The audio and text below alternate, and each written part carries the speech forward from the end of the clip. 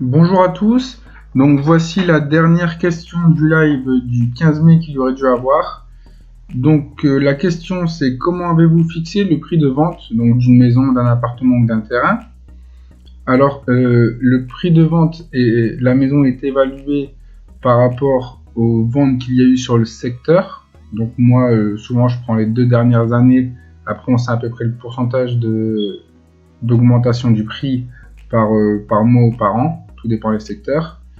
Donc je prends les dernières ventes qu'il y a eu, les ventes qui sont en cours, donc les maisons concurrentes, comme je vous disais la dernière fois dans un live, votre premier concurrent c'est votre voisin, donc les maisons dans le secteur qui sont à vendre, et les maisons dans le secteur qui sont à vendre depuis très longtemps à un prix supérieur au prix du marché, donc il faudra s'aligner en dessous de ce prix-là pour être vendu avant eux.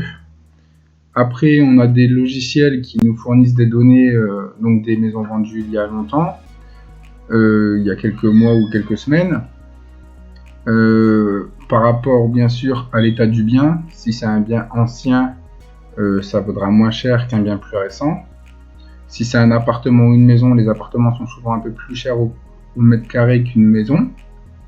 La surface du terrain, s'il y a des garages, s'il y a des hangars pour certains corps de ferme.